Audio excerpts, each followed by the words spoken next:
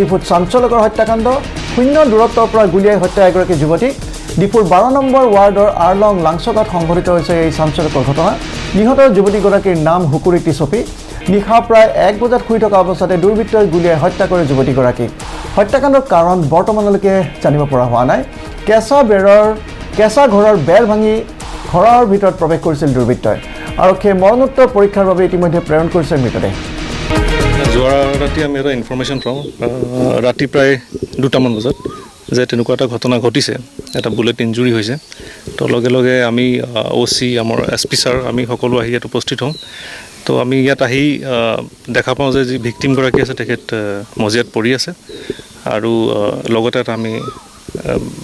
বুলেটৰ এটা খালী কেজ আমি ইয়াতে ৰিকভাৰী কৰোঁ গতিকে এতিয়ালৈকে ইনভেষ্টিগেশ্যন চলি আছে প্ৰিলিমিনাৰী ইনভেষ্টিগেশ্যনৰ বিশেষ একো ক'ব নোৱাৰিম বাকি এটোৱে ক'ব বিচাৰোঁ যে 3গৰাকী ইয়াতে তেওঁলোক সিষ্টাৰ আছিল তেওঁলোক একেলগে ইয়াতে কলেজত পঢ়ি আছিল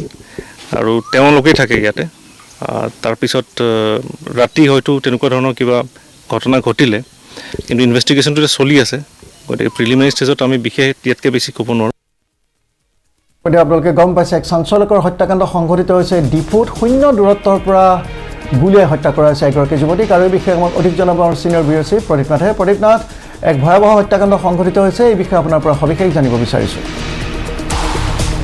কালি নিশা প্ৰায় 1 বজাত এই ঘটনাটো হোৱা বুলি তেওঁলোকৰ পৰিয়ালবৰ্গৰ পৰা গম পোৱা গৈছে তাতে 3গৰাকী ছোৱালী আছে ভাই ভনী একেলগে আছিলে তেওঁলোকে পঢ়া শুনাৰ কাৰণে তাত আছিলে আৰু দুজনী ভনীয়েক আৰু এই যিজনী ভিক্টিম মানে হুকুৰী টিছপি বুলি কোৱা হয় 23 বছৰীয়া ছোৱালী তেওঁলোকৰ আচলতে প্ৰকৃততে ঘৰ আছিলে বেনগাঁও কিন্তু দেউতাকে তাতে মাটি আৰু ঘৰ বনায় ল'ৰা ছোৱালীকেইটা পঢ়া শুনাৰ ব্যৱস্থা কৰি দিবৰ বাবে তাতে এটা ঘৰ বনাইছিলে ঘৰটো কেঁচা ঘৰ আছিলে আৰু ওপৰত টিন দিয়া আছিলে কিন্তু এইটো একদম চিনেমা কায়দাৰে মানে এই হত্যাকাণ্ডটো কৰিছে আৰু এটা সিন্ধি খান্দিছে সিন্ধি খন্দা বুলি কয় মাটি তেওঁলোকে তিৰালিটো খান্দি পেলাই তাত প্ৰৱেশ কৰিছে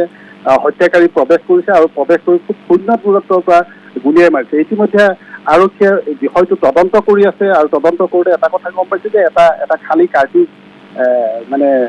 যিটো ব্যৱহাৰ কৰা হৈছিলে সেই ব্যৱহাৰ কৰা কাৰ্টিজটো পাইছে একদম প্ৰাথমিক অৱস্থা যিহেতু নিশা ঘটনাটো হৈছে আৰক্ষীয়ে 2 বজাত খবৰটো পাইছে খবৰ পাই আৰক্ষী ঘটনাস্থলীত উপস্থিত হৈছে আৰু বৰ্তমান তদন্ত কৰি আছে ই কিহৰ কাৰণে হৈছে তেওঁলোকে এতিয়ালৈকে একো কোৱা নাই তদন্ত কিন্তু তেওঁলোকে কৰি আছে কিন্তু সন্দেহ কৰা মতে স্থানীয় মানুহ 2-এজনৰ পৰা সোধা মেলা কৰোঁতে ই প্ৰেমজনিত কাৰণতে এই হত্যাকাণ্ড হোৱা বুলি সন্দেহ কৰা হৈছে কিন্তু এই সকলো কথাবিলাক স্পষ্ট হ'ব আৰক্ষীৰ তদন্তৰ পিছতহে ওপৰত যি হুকুৰী টিছপি নামৰ যিগৰাকী 23 বছৰীয়া ছোৱালী তাই দুজনী বাই ভনী আছিলে একেলগে আছিলে সিহঁতে নিশা প্ৰায় 11:30 বজালৈকে পঢ়া শুনা কৰি আছিলে আৰু 12:30 বজাত তেওঁলোকে শুবলৈ গৈছে যিহেতু তেওঁলোকৰ পৰীক্ষা চলি আছে পৰীক্ষা চলি থকাৰ বাবে তেওঁলোকে পঢ়া শুনা বহু সময় কৰি আছিলে কৰাৰ পিছত যেতিয়া 12:30 বজাত তেওঁলোকে টোপনি গৈছে টোপনি যাওঁতে তেওঁলোকে নিদ্ৰামগ্ন অৱস্থাত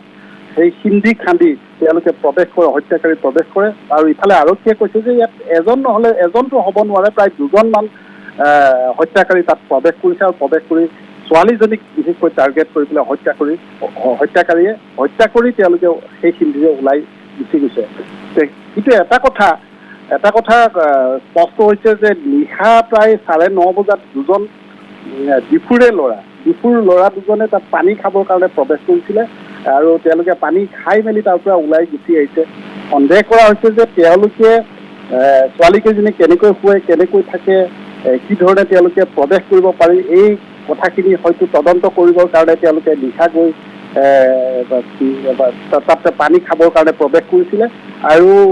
এই বিষয়ে তদন্ত আৰক্ষীয়ে কৰি আছে যে সেই দুজন ল'ৰা কোন তেওঁলোকৰ চিনাকি নেকি বা তেওঁলোকে চিনি পায় নেকি ইত্যাদি সকলো মানে খুকুজা নলগাকৈ আৰক্ষীয়ে তদন্ত আৰম্ভ কৰিছে এই কথা কিছু মানে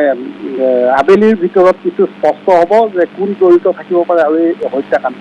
কেনেধৰণে হৈছে কিন্তু এটা কথা স্পষ্ট হৈ পৰিছে যে এতিয়াও অবৈধ অস্ত্ৰ কাৰ্বি আংলঙত আছে এই কথাটো কিন্তু স্পষ্ট হৈ গৈছে নহ'লে অবৈধ অস্ত্ৰ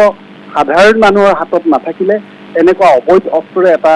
সাংঘাতিক হত্যাকাণ্ড যি হত্যাকাণ্ডই ডিফু চহৰখন আজি শোকৰ ছাঁ পেলাইছে যিহেতু এগৰাকী গাভৰু ছোৱালী 23 বছৰীয়া এগৰাকী যুৱতী সেই যুৱতীগৰাকীক